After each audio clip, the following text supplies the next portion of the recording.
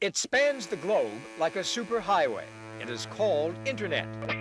Well, it is safe to say that friendships certainly aren't what they used to be. These days, kids have just as many online friends as they do real friends. And for some, the ones online outnumber the ones that they see every day. What exactly does it mean to be friends with someone? It's like, yeah, they're not real. You don't know who they are, especially because they're called friends online. I've never heard of an app like that. That's very, very scary. What exactly does it mean to have a personal connection? Because I'm not sure if I agree. Or at least let me provide my perspective.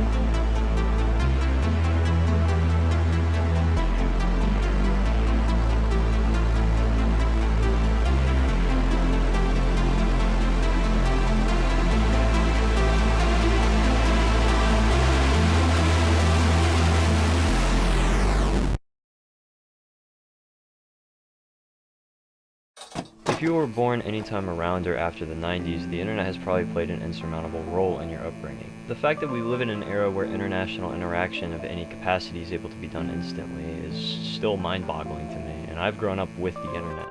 Growing up where the internet was always predominant has made the experience of growing up significantly different than past generations, and this is something that I've seen tend to cause some conversational disconnect between older and younger generations, especially when it comes to relationships. And I mean this as relationships to any capacity, not just romantic. I felt there's always been a stigma pointed from older generations referring to online interactions as primarily dangerous or not genuine. Where I feel disagreement is when these relationships are seen as invalidated solely by the fact that they're not in person. And I don't blame anyone for thinking this as well. Physical personal relationships in the real world do matter. They're going to always be important in nearly every endeavor you could engage in, but I believe this on its own does not provide a basis to disregard online interaction as something that can be of emotional and personal value.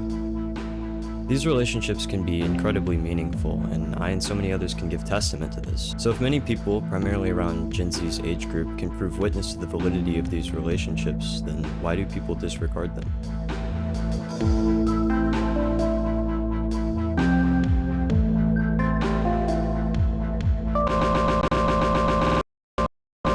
In my experience, the people who make statements negatively referring to online relationships are typically close to middle-aged or older. And this references back to the notion I made at the start of this video. Older generations grew up in an entirely different climate than kids have for the past couple decades. Therefore, there's an understandable hesitancy to positively view this very new concept. This makes even more sense when you think of how news outlets and media can tend to portray the online scene. And a lot that's brought up against what happens on the internet is viable, as the internet can be very destructive and dangerous if you don't know what you're doing. But the thing about all of it is the perspective that this gives is very limited. These outside sources that people get their information from specifically pick and choose what to put out from an outside perspective, and primarily just factor in what will get people's attention. And often this happens to be the worst of the worst. In short, this lack of deeper context paints interactions on the internet in odd shade to many who aren't involved in online culture themselves. The argument I have to make against this perspective is, as I said, it's very limited. The internet is an incomprehensibly vast and intricate construct. There are more interactions, events, uploads, even entire websites being put up right now than you could even imagine. The internet is terrifyingly massive. Personally, this in itself instills a very cautious approach in regards to making any assumptions or statements involving anything online. Almost any online concept or community is going to be too nuanced to easily deconstruct, so why involve yourself without an open mind? This obviously is just how I try to view things, but many are going to be ignorant, and that's to be expected. I would quickly like to make it clear that me referring to older generations as the primary people group who look negatively on online relationships does not limit it to this group alone. There are some within my own generation who possess even stronger negative opinions regarding these relationships, so I apologize if I seem to be singling out anyone. and I would like to make it clear that I don't see any of these people groups mentioned unfavorably. Any opinion held by anyone is theirs to have. All I aim to do with this video is provide my personal perspective. To clarify what I mean by online relationships, I'm primarily referring to friendships that have been made and take place entirely online. But besides friendships, there is something to be said regarding romantic relationships made online. These are significantly more complex for obvious reasons. These types of online relationships are also a lot more controversial because most people in a romantic relationship are going to greatly favor or require the physical aspects of a relationship that you inherently would be lacking over the internet.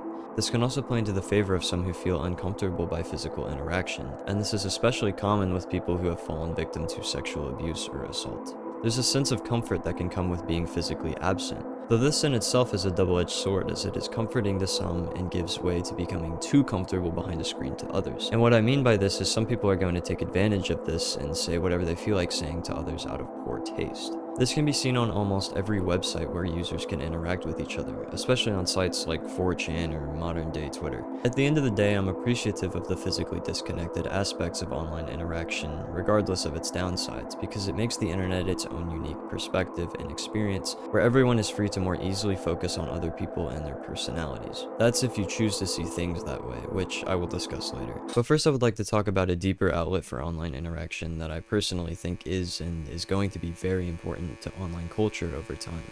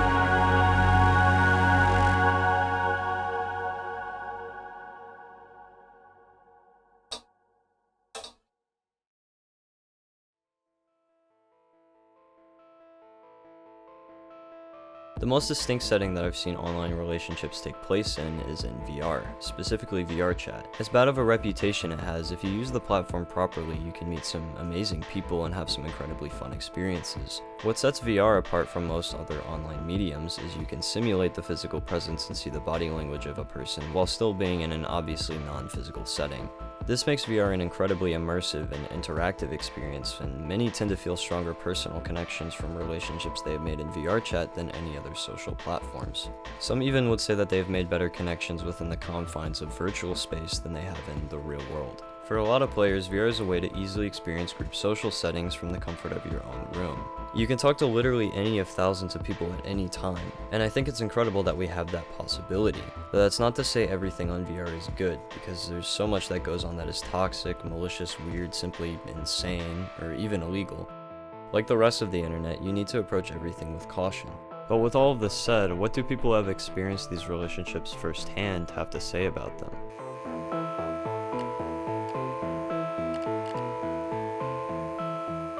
So within about, I think, a year and a half of playing VRChat, I've met plenty of people, ranging from, let's see, a bunch of toxic people, narcissistic people. Yes, I have met countless, maybe thousands of people by now, and I've only made friends with select few, because on this app, there's a lot of weird people. I've been on VRChat for about 2 years, and in that span, I've made, I think, 300 to 500 friends. And relatively, I think majority of those I would say I made very firm, strong relationships with each one of those people. Honestly, you can make so much more friends online than you would do IRL, just because of the diverse connections that you can make. I know for a fact there are not going to be a lot of them, but you can definitely make genuine friends, because I have some myself, and I've been friends with them for a very long time, and it's almost to the point where I can meet them IRL. You won't have a lot of them though, because those emotions aren't always everything online they can always be seen as a mask, be used as a mask. Online friends, man, I got more online friends than IRL friends. I do believe those relationships are genuine. Matter of fact, I'd fly out to meet these people in real life, and I'd probably have a better time with them than I would any IRL friend. What am I doing? I feel like most friendships, they're always if it's always gonna be a close connection, when it's the type of stuff that you would meet IRL, they're mostly done on VRChat though, no? I'm not saying that most of these people that you're gonna meet IRL from online, they're all from VRChat. I'm just saying the community is mostly, it's the ones that are mostly up for it are usually done from VRChat, because they're just comfortable enough. No, let's be real right now. I'm standing next to you in my own room. Isn't that itself is already cool? You know what I mean? They feel actual relationships like these two. I hang out with them every day. I always spend time with them. They always ask how am I doing and everything, to make sure my health is okay. Sub said you had a lot of people added on here. How many of them do you think you keep in touch with? At least 500. I recently just last time I checked, it was 8,000 and something. But I friended a lot of them, not recently, just recently. I have a friend. So far, me and him have been talking with each other and playing stuff with each other and just being a bunch of dumb goofballs, like brothers and stuff, And so far, I would like to say it's a genuine relationship as friends and stuff, but you can never be too certain. So, something might happen and then that friendship is just gone. I guess it depends how you and that person view each other, how you guys' energy are together and stuff like that, and depending on how daily you guys talk, what you guys do and stuff like that. If you have genuine interests together, I would say that would be what makes it somewhat genuine, for that matter. However, though, that does go by over time, and then I do tend to forget a lot of people and the relationships. Majority of the relationships I've made, they feel genuine, but a lot of those I can very much debate on that. I have had in the past recent people just up and leave, blocked me for no reason. For instance, a few days ago, one of my best friends on VRChat just randomly blocked all of my friends and everyone in the server for no absolute reason. So I would like to think that most of mine are genuine. However, though, it could be something that I may have not expected. Then again, I do have some of my closest friends I've ever made, and that will never compare to the ones I have IRL. I see this as how you value it. You know what I mean? Through value. For example, when they're, how much respect they're giving you, or how much basically this sounds kind of crazy. This sounds kind of crazy because it sounds like a relationship type thing, right? But it's usually just the amount of time that they would spend with you, and yeah, just how much they value that connection. I think that what makes the difference is comfortability. You gotta be, if you're comfortable with somebody, anything can be genuine, because you're being your genuine self if you're comfortable around someone. So I feel like that's what creates the, the genuine connection.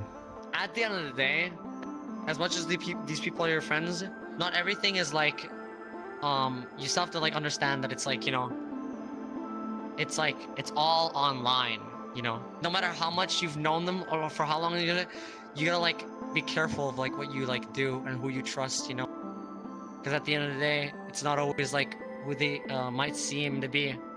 Not every social construct or connection is entirely based on the physical. I mean, I certainly hope you guys aren't maintaining relationships solely based on the physical or visual aspects of people. And as important the physical aspects of communication can be and are, don't get me wrong, when that is removed you are forced to focus solely on their personality and how they present themselves in terms of their words and actions. These are the aspects that make a human a person. If you can sit and analyze a person for their non-physical presentation of themselves, you will find it easier to find those who are genuinely good people, and you can become better at talking to people generally, not just online.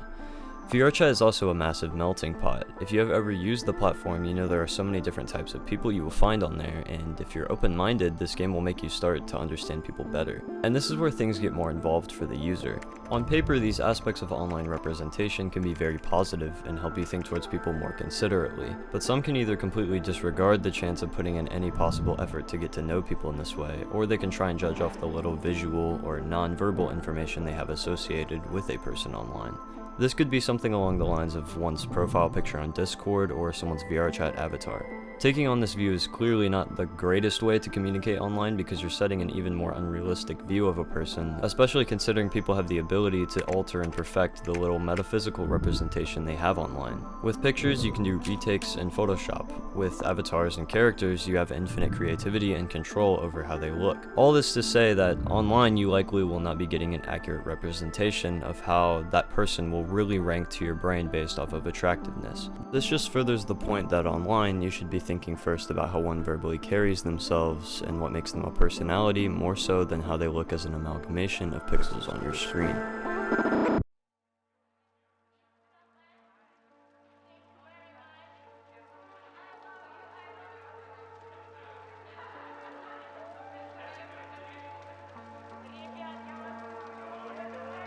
Really quick, I'd like to give a rundown of how I plan to operate this channel, especially considering this is my first video on here. I plan to continue making video essay style content or documentary style content pertaining to the topics of online culture and VRChat. These are two of the most fascinating topics to me, and there's a lot to be said on them, but I also will likely find myself branching out to other topics in the future, anything else that fascinates me, so just stay tuned for that.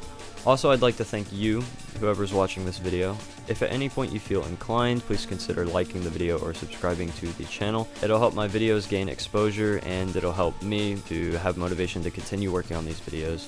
They take a lot of work, and as much as I love editing, they are very tedious, so any motivation helps. But regardless, enjoy the rest of the video.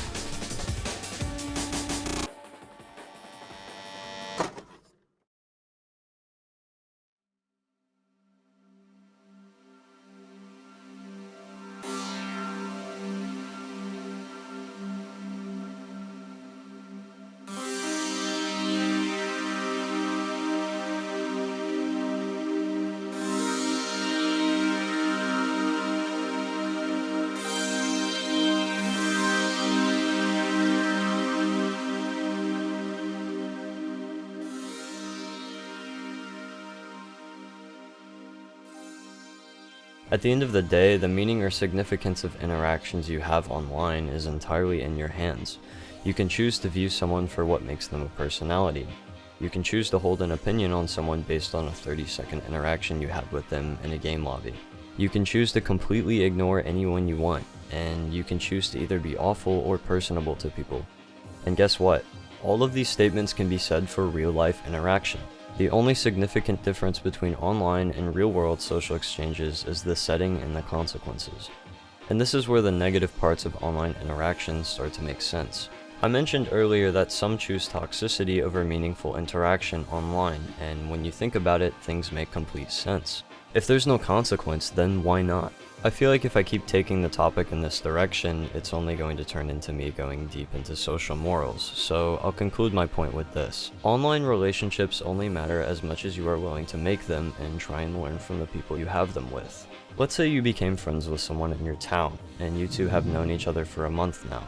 You two have spent hundreds of hours together and you have good chemistry, but they recently told you that they're moving to a city that's 2,000 miles away. You two then only communicate online and through VR because it's the only way that you can. But is this still a genuine friendship? Some might respond with, well, the relationship started in person as opposed to starting online, so that's what validates their current friendship. But the fact that you two still put in the effort to interact in any way you can shows that there's more to it than just the physical. Here's another question, and this is for those who have online friends. If these friends happen to live around you, would you two go out of your way to hang out in person as well? If your answer is yes, you likely feel there is a genuine connection between yourself and these online friends. Now, let's take a look at the statement really quickly. Notice how I said feel when I could have said no. This is where I and maybe you yourself could have some trouble validating online relationships because at a base level, what actually makes a relationship real? How do you know that it's genuine?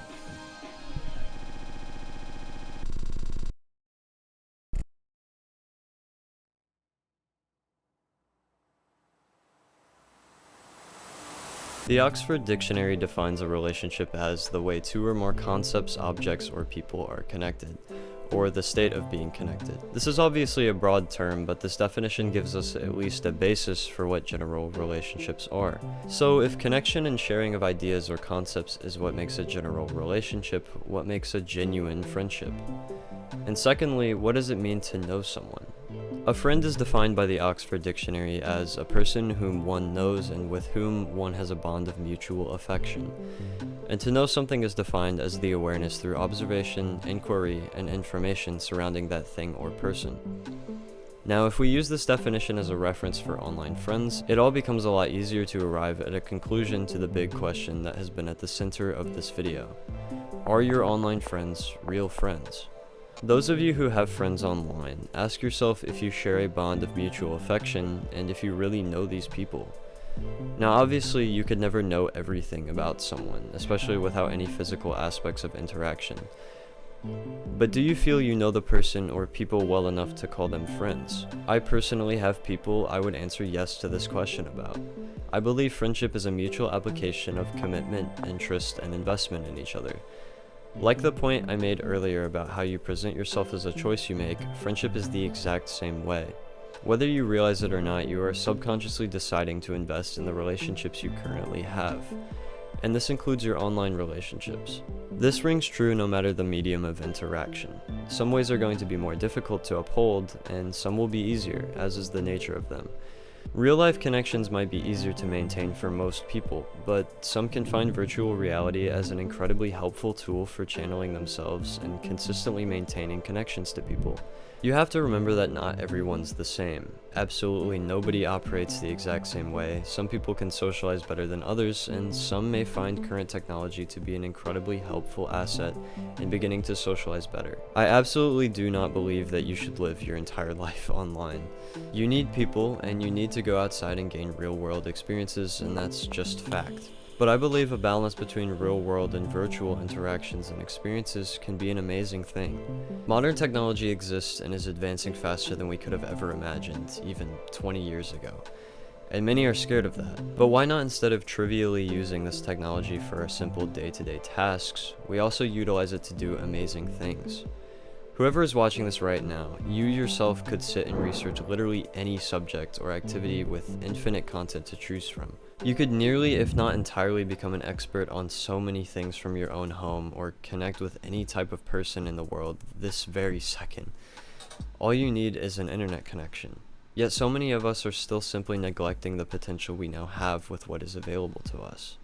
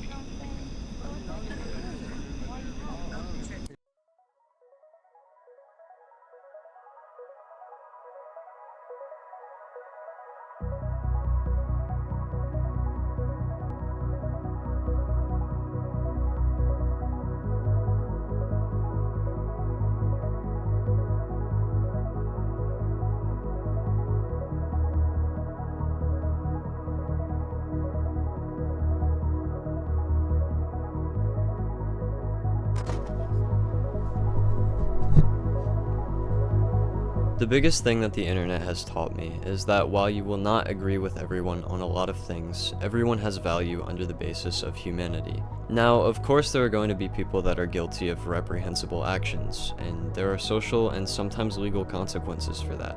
There's so much garbage you will experience both online and in the real world, and you will likely grow hatred towards a lot of things and even people. To a lot of people, this video may not even add much to your way of thinking regarding the topic of online interactions. And this is okay since most people don't even have to think about online interaction at all anyways. But what I'm trying to express here is that as long as you're careful and know what to avoid, there is real value to be found in the people of the internet, and even of VRChat. Yes, there is danger to be avoided, as with everything, but there are so many meaningful moments to be had with people around the world to the extent that would have only been a mere futuristic concept just a couple decades ago. The internet has evolved to measures once unimaginable. The medium of VR will continue to evolve. This moment in the timeline of humanity has some of the most potential for connection ever, yet some of us still disregard that or look only at the negatives. For a while now, the sentiment of everyone being connected yet no one being connected has been thrown around in reference to how reliant our society has become on online social interactivity. And to a certain extent it is true. There are so many people who, as a result of giving into the machine of things like social media to an unhealthy extent, have become disconnected from others in any meaningful way. But I feel that as much as we can sit here and want to blame these issues on technology, we must first look at the creators of this technology. We've gotten ourselves into where we're at whether we like it or not, and we can also get ourselves out. Technology is simply just a reflection and a driver of the human condition, so why not use it in ways that drive us to do things that positively connect and inspire others?